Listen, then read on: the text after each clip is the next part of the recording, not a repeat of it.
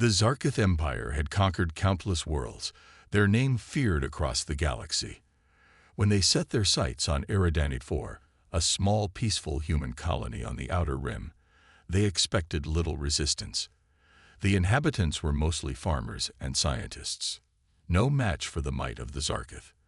Their fleet, vast and mighty, descended on the planet with one goal: to take control. The humans, they believed, would fall easily. However, as the alien ships darkened the skies, something odd began to happen. The colony appeared eerily quiet.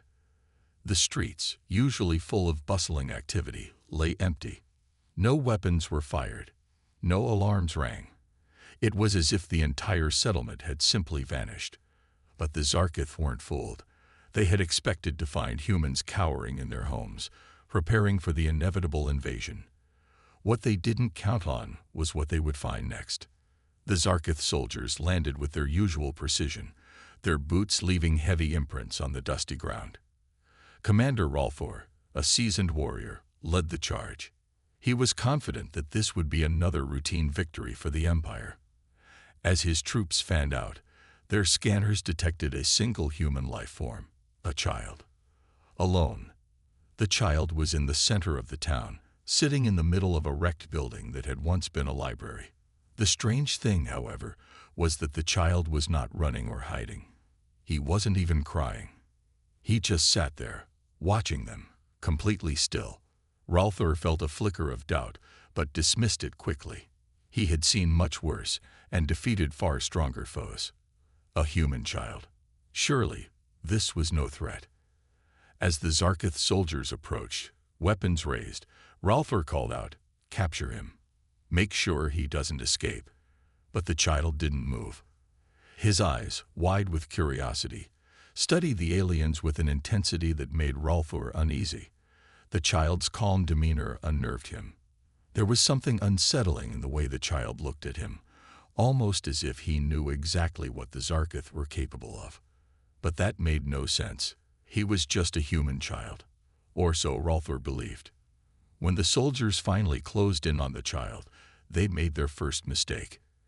Instead of showing fear, the boy spoke, his voice surprisingly clear despite the chaos around him. "You shouldn't be here," he whispered, as if the words had no meaning. But the moment he spoke, the ground beneath their feet trembled. It wasn't much, just a slight shake, but it was enough to make the soldiers hesitate. Xothar frowned, unsure of what he was witnessing. A glitch in the sensors, perhaps. But before he could issue an order, something even stranger happened. The weapons of his soldiers, the most advanced in the galaxy, suddenly malfunctioned. Blasters turned off. Energy shields flickered out. The soldiers looked down at their weapons, confused, as their technology seemed to betray them. Then, one by one, they began to fall back. It wasn't just the weapons. Something was wrong with their minds. They couldn't focus. It was as if their thoughts were clouded, distorted. "Commander, something's not right," one of the soldiers shouted, but before he could finish, he collapsed, his mind overwhelmed by an unseen force. The remaining soldiers scrambled, trying to make sense of what was happening. But the commander was already beginning to understand. He had seen enough. This was no ordinary child. Whatever was happening was beyond their comprehension. Xothar ordered his troops to fall back, but the tremors continued. It was as though the very ground was alive with energy. The child had not moved an inch, yet the whole area seemed to be vibrating with some invisible power. It was as if he was controlling the very fabric of reality around them. Back on their ship, a team of Zarkith scientists analyzed the situation. They had access to advanced technology, capable of detecting the faintest of anomalies. But even their systems could not explain the readings they were receiving. The boy's brain patterns were off the charts. His mental energy was unlike anything they had ever encountered. Was this a human? No, this was something far beyond what they had imagined. The Zarkith had long known that humans were resilient, adaptable, and resourceful. But this was a different level altogether. The boy's mind seemed to reach out, influencing everything around him, warping their technology, and even their very perceptions. The scientists theorized that the child might be a result of some ancient experiment, something long lost on Earth. They could not risk letting this power fall into the wrong hands, and they realized too late that they had made a grave mistake by underestimating humanity. The boy wasn't just special, he was a... Back on Eridani 4, the Zarkith regrouped, but they couldn't seem to regain control. Each attempt to capture the child only made matters worse. It wasn't just technology that failed them, it was their minds. They felt fear, pure, unrelenting fear.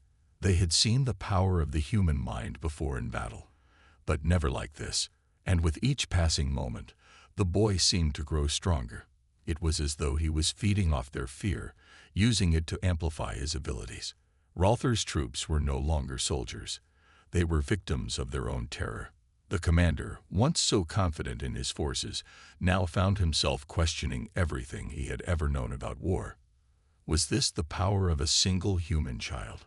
Finally, the Zarkith fleet retreated. It wasn't the power of their weapons or their might that caused them to flee. It was the realization that they were not the most powerful force in the galaxy. The human child had shown them that. He had shown them the strength of humanity's potential, something the Zarkith could never have predicted. As the fleet left Eridani 4 behind, Xothar's mind raced. How could they have been so blind? How could they have underestimated the humans, the very species they thought of as weak? They had only just begun to understand the true nature of their enemy. Word of the events spread quickly. Other species, once wary of the humans, began to reconsider. What if this child was just a glimpse of what humanity was capable of? The galaxy was changing, and the Zarkith were learning a lesson they would never forget. And as for the boy, Milo, he went back to his simple life, unaware of the storm he had stirred across the stars. He was just a child, after all. But to the universe, he was a symbol, proof that humanity was more powerful than anyone had ever imagined. The invasion of Eridani 4 had been swift and merciless. The Zarkith Empire, known for its ruthless efficiency and terrifying weapons, had come with one purpose: to conquer. Their fleet, a massive armada of warships and battle cruisers, arrived without warning, casting dark shadows over the peaceful human colony. The people of Eridani 4 were farmers and scientists, with no experience in defending themselves against such a powerful force. It seemed like an easy victory for the Zarkith, but something was wrong. As the soldiers poured down from their ships, their scanners revealed only one life form, a human child. There were no signs of resistance, no rebellion. Just one child, standing alone in the heart of the settlement. The Zarkith soldiers, trained to deal with hostile species, were confused.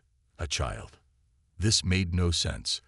A quick glance at their commander, General Xothar, confirmed that this mission would still go according to plan. After all, a child could hardly be a threat. The general ordered his troops to capture the child, confident in their superiority. However, as they approached, the strange feeling grew stronger. The child was standing still, his eyes fixed on them with an intensity that sent an unexpected chill down their spines. His posture wasn't one of fear or submission, but one of quiet confidence. The Zarkith soldiers hesitated, but the general dismissed their concerns. "Capture him, and let's get this over with," he ordered. As they neared the child, something inexplicable happened. One of the soldiers, his weapon raised and aimed directly at the boy, suddenly stopped in his tracks. His hand shook, his eyes widened. He staggered back, his breath coming in short gasps, and he fell to the ground, clutching his head. The other soldiers looked at each other, baffled, as their comrade struggled. "What's wrong with him?" one asked, but before anyone could respond, another soldier's weapon malfunctioned, then another. Their blasters, once reliable and deadly, flickered and powered down without warning. In a moment of panic, several soldiers tried to switch on their energy shields, only to find them unresponsive. A wave of confusion spread among the Zarkith ranks. General Xothar felt his irritation rise. The child's strange influence was becoming clear, But Xothar was no fool. He was a seasoned warrior who had faced far greater threats than this. He raised his hand and barked orders, urging his soldiers forward despite the glitches in their technology. But something in the air felt different. The atmosphere was thick with tension, a feeling none of the Xothar could explain. As the soldiers continued to move closer, they noticed something even stranger. The ground beneath their feet was shaking, faintly at first, but growing stronger with each passing second. The child remained motionless, his eyes never leaving them, and the trembling beneath their feet intensified. General Xothar hesitated. This was no ordinary child. He was something far beyond what the Xothar had encountered before. But what exactly was he? The thought gnawed at the general's mind, a creeping sense of dread that made him second-guess everything he knew about their mission. But it was too late. The soldiers, in their confusion and growing fear, faltered. Some took a step back. Others held their weapons in shaky hands, unable to bring themselves to aim at the child. Then, in an instant, the trembling stopped. The soldiers felt an unnatural silence fall over the battlefield. The boy lifted his hand slowly, and the entire atmosphere seemed to change. There was no sound, no wind, just the overwhelming presence of the child, whose gaze now seemed to pierce through the Xothar like an all-knowing force. It was as if his mind was reaching out to theirs, probing, influencing, controlling. General Xothar felt an icy shiver run down his spine. This wasn't a simple human child. It was something far worse. The child's eyes glowed with a faint, eerie light, and in that moment, Xothar felt the weight of an entire galaxy pressing against him. His soldiers were no longer soldiers. They were helpless, their minds clouded by something they could not comprehend. Panic spread like wildfire, and the Xothar found themselves paralyzed by an invisible force. Every attempt to advance, every command Xothar gave, was futile. The soldiers could no longer move, their bodies frozen in place, their weapons useless. They were at the mercy of this child, who had done nothing but stand still and look at them. The general, realizing the full extent of the power before him, attempted to pull back. "Retreat," he shouted, his voice cracking. "Get to the ships now." But the child's influence was too great. The ground seemed to rise and fall beneath them, as if the very planet itself was rejecting the invaders. Xothar tried to command his troops to move, but every order felt like it was being crushed under the weight of the child's gaze. The Xothar soldiers, once proud and unshakable, were now like insects caught in a spider's web, struggling against an invisible force they could neither see nor understand. And then, with a sudden, terrifying clarity, Xothar realized what was happening. The child wasn't just manipulating their technology or their bodies. He was controlling their fear. The child was feeding on it, using it as a weapon against them. In that moment, the Xothar realized that their greatest weapon, fear, was useless against a species that had learned how to control it. The child's power was not in his strength or his size, but in his mind, a mind capable of bending the universe to its will. In a final, desperate attempt to salvage the situation, Xothar ordered his elite soldiers to form a perimeter around the child.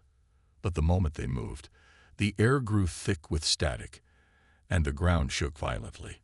Their weapons once again malfunctioned. Their shields flickered and died. Xothar's once confident warriors, now trembling and confused, fell to their knees, unable to move. It was clear that this was no ordinary human child. The boy was a force of nature, a power far beyond anything the Xothar had ever faced. As the tremors continued to shake the ground, the child's eyes softened. The trembling stopped. The soldiers, still frozen in fear, slowly began to regain control of their bodies, though they remained utterly paralyzed by the overwhelming presence of the child. Xothar, broken and defeated, watched as his soldiers struggled to stand. The child had shown them that there was a force in the universe stronger than their weapons, stronger than their fear. And that force was humanity. The Xothar fleet, once confident and ready to conquer, retreated in disgrace. They left Eridani IV behind, unable to comprehend what had just transpired. As their ships vanished into the stars, the child, Milo, stood alone in the ruins of the colony, unaware of the galaxy-shaking impact of his actions. He was just a child, after all. But to the Zarkith, he had become a symbol, a reminder that there were forces in the universe more terrifying than they could ever imagine. In the year 2342, humanity had spread across the stars, establishing colonies on countless planets, some thriving, others struggling to survive. Among them was the human colony on Xothar 7, a harsh, remote world located in the outer rim of the galaxy. The planet was barely inhabitable, its surface covered in toxic gases, deadly storms, and endless deserts. Yet, despite the odds, the colony had prospered, hidden from the prying eyes of more powerful alien races. No one knew how they had managed to survive for so long, not even the humans themselves. The story of their survival began with an expedition led by Captain Aria Donovan, a seasoned space explorer. Aria had been tasked with investigating a mysterious signal that had come from an ancient ruin deep beneath the surface of Xothar 7. The signal, strangely powerful and incomprehensible, had been detected several months ago, but no one had dared to investigate it until now. There were rumors that the ruin was not of human origin, but no one knew for sure. Aria and her team arrived at the site, a vast underground structure buried beneath the desert sands. The air was thick with dust and the faint scent of decay, but they pressed forward, their hearts racing with excitement and fear. As they ventured deeper into the ruin, strange symbols appeared on the walls, their meaning a mystery even to Aria's most experienced crew members. The structure was vast, far larger than anything the humans had ever built. There were no signs of life, no indication of any presence beyond the centuries-old remnants of the ruin. Yet, as they reached the central chamber, something changed. The temperature dropped dramatically, and the air grew heavier, as if the very atmosphere was alive.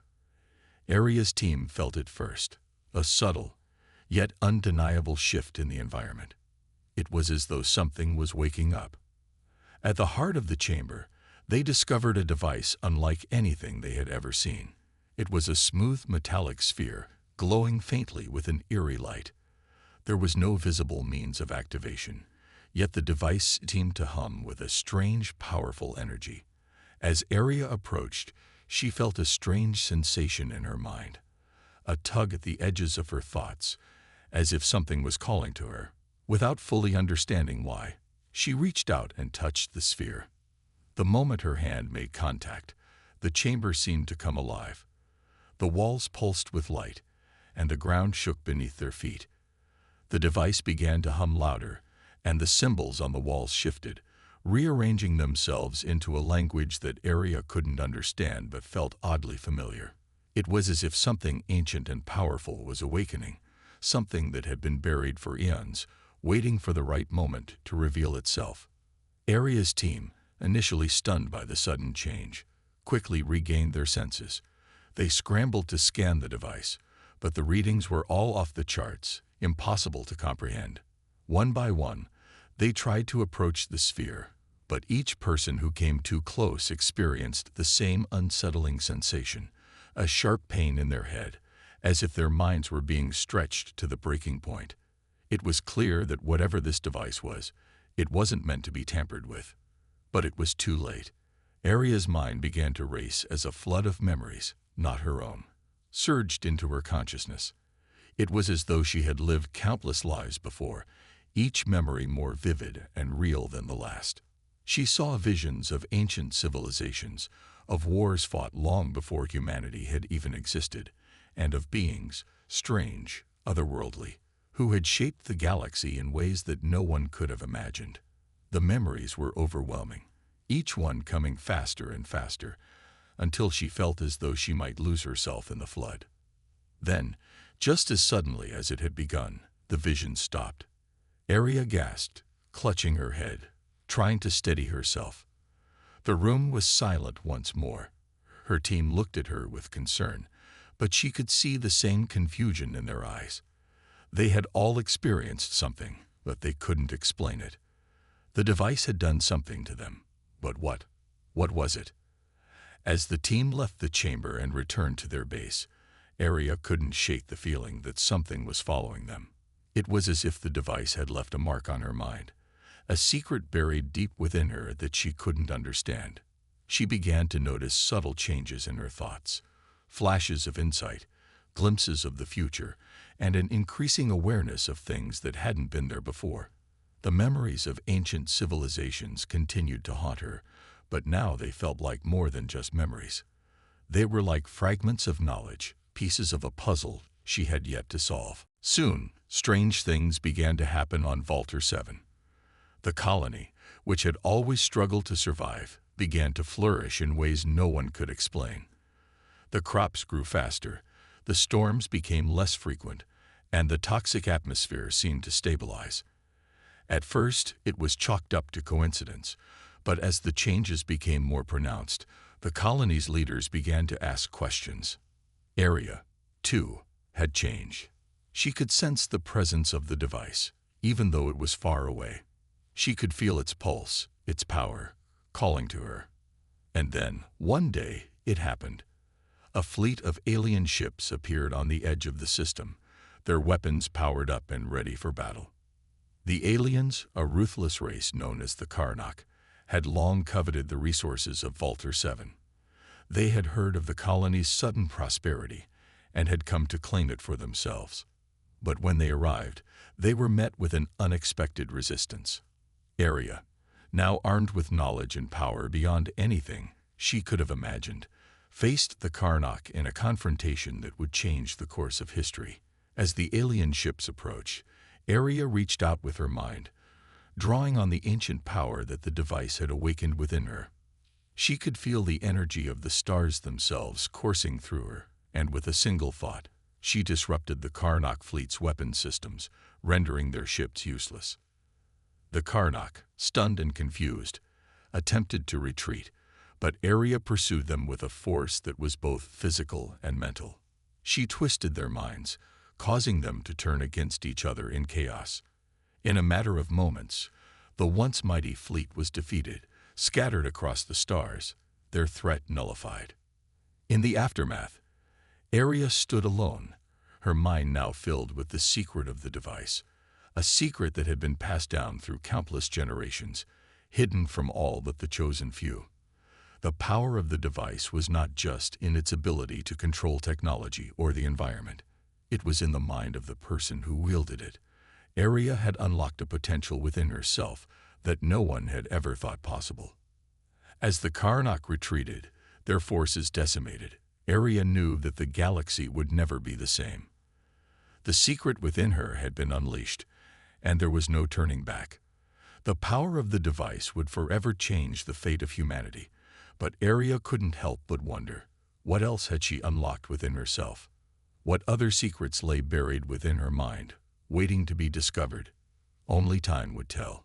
In the year 2361, Earth had become an unrecognizable world, its cities towering above the clouds, its oceans teeming with strange life forms never before seen.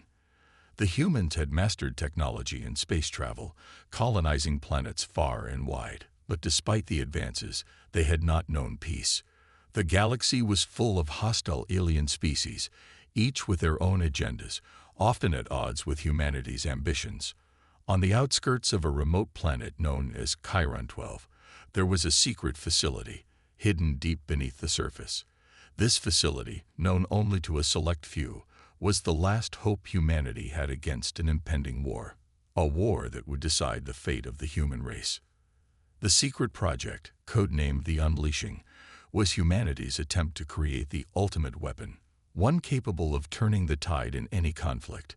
Deep within this facility, scientists had worked for years to unlock the potential of an ancient, powerful being, one that had existed long before humans had even stepped foot into space. The being had been dormant for centuries, locked away in a secret chamber, awaiting the moment when it would be called upon to awaken. But as the war loomed closer, the time had come.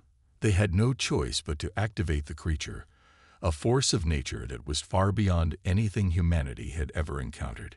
Captain Emily Gray, a seasoned officer of the Earth Defense Forces, had been assigned to oversee the final stages of the unleashing. She had heard the rumors, whispers of a being so powerful that it could bring entire planets to their knees. At first, she thought it was nothing more than a myth, a legend designed to inspire fear in the enemy.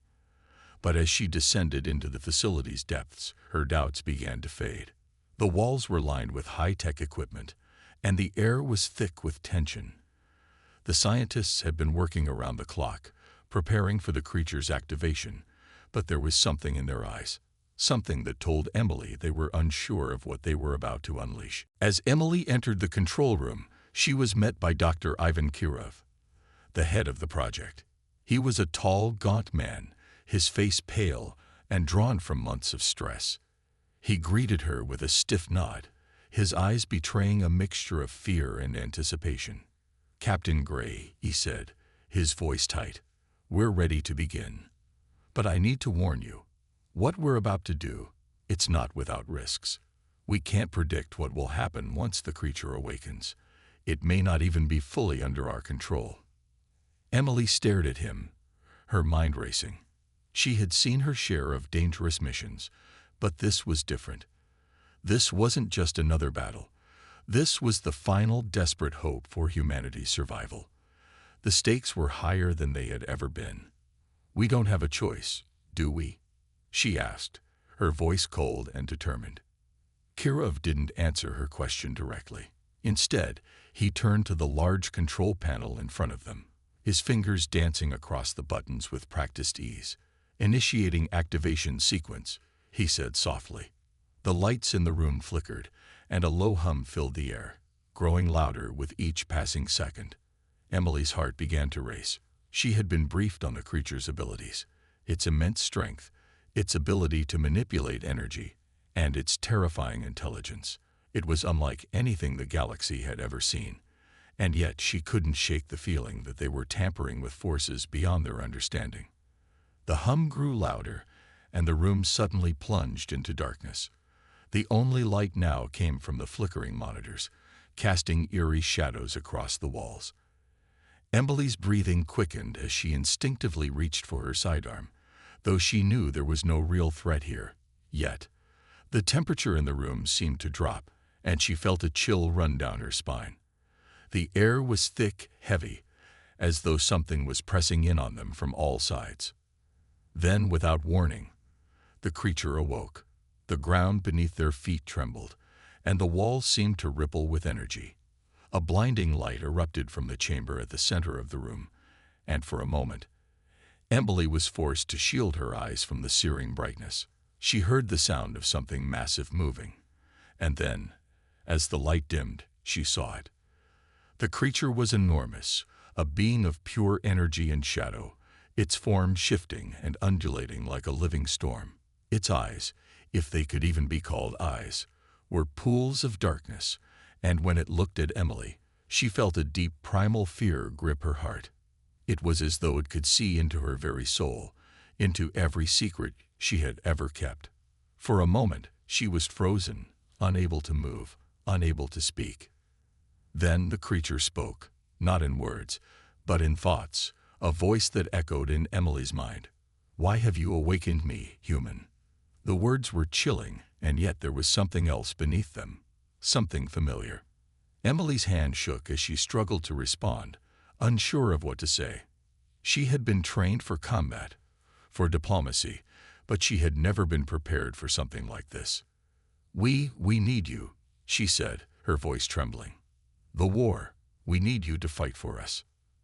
The creature paused for a moment, as if considering her words. Then, with a movement too fast for the human eye to follow, it was upon them. The room shook violently as the creature extended its power, tearing through the facility's walls with ease. Emily could hear the screams of the scientists as the creature's energy ripped through the air, its form flickering and shifting like a nightmare made real. But despite the destruction it caused, there was something else, something terrifyingly beautiful. The creature seemed to be in complete control, its power absolute. It was both a weapon and a force of nature, a being that could obliterate entire fleets with a single thought. But it was not just a mindless killer. It had a purpose, a mission of its own. The creature turned its gaze to Emily once more. "You wish me to fight for you, but I will not do so without a price. What do you want?" Emily asked, her voice barely above a whisper. The creature's response was simple, yet it sent a shiver down her spine.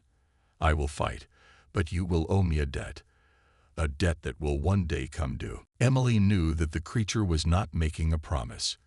It was making a warning, but she had no choice. The war was coming, and without this being, humanity would fall. With a heavy heart, she nodded. And so, the creature was unleashed upon the galaxy, its power unmatched and its fury unstoppable. It tore through enemy forces like a storm, bringing death and destruction to all who opposed it. But as Emily watched from the command center, she couldn't help but wonder, what was the price that they would eventually have to pay? What would the creature ask for when its debt came due? The answers would come in time, but for now, humanity had its champion. And that was all that mattered. In the distant future, humanity had become a powerful force across the stars, known to all alien species as fierce, unpredictable, and relentlessly driven. Earth had transformed into a hub of intergalactic diplomacy and military strength, with colonies and fleets scattered across the Milky Way. But with power came enemies, alien civilizations that were jealous of humanity's rapid rise. Many of them had begun plotting the downfall of the human race, believing that if humanity's influence was not stopped, they would dominate the galaxy for centuries to come. The moment of reckoning came when a coalition of these alien forces decided to strike. They launched a massive assault on the most critical human colony, Alpha Centauri. The attack was swift and brutal, and the colony's defenses were overwhelmed within hours. Thousands of human lives were lost, and the survivors were scattered across the galaxy, fighting to survive. For the first time, humanity found itself on the defensive. The fear of complete destruction loomed large, and the hope of victory seemed distant. In the heart of the chaos, Captain Lucas Riss, a respected officer of the United Earth Forces, was tasked with a critical mission. He had been chosen to deliver an urgent message, a message that had been carefully crafted for years by the highest officials and military strategists. This message, however, was not just for humanity's allies. It was a message that would be broadcasted across the galaxy, reaching every corner of the Milky Way, whether they were friend or foe.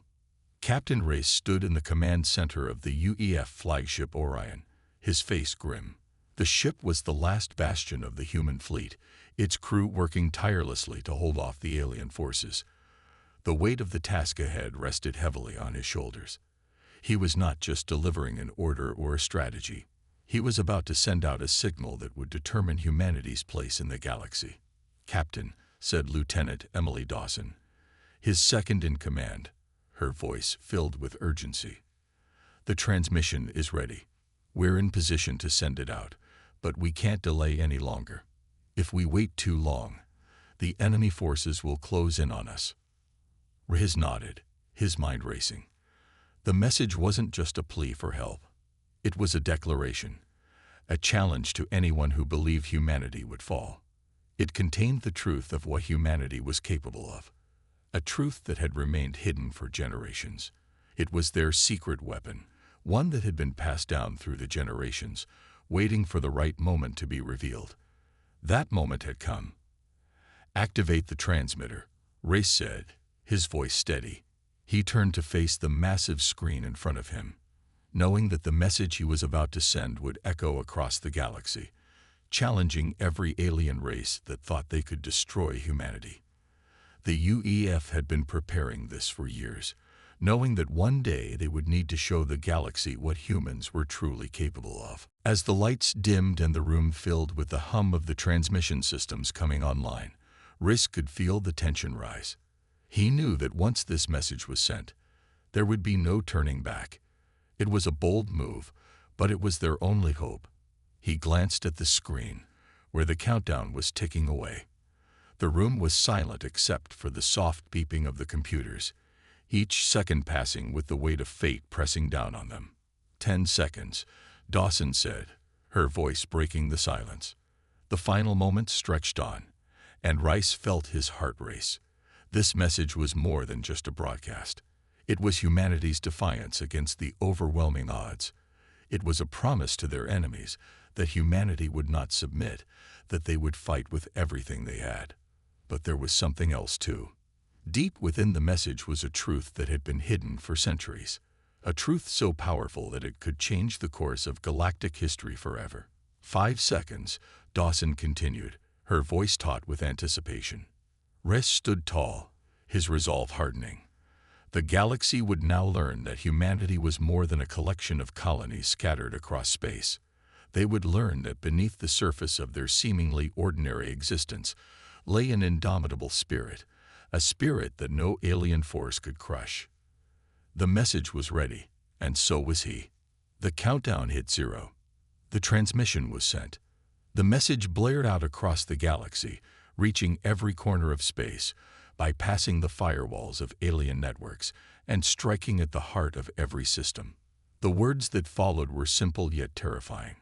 We are human, and we will not be broken. But the true power of the message lay not in these words alone, but in the hidden knowledge embedded deep within the transmission. For centuries, humanity had known something that the rest of the galaxy had never discovered.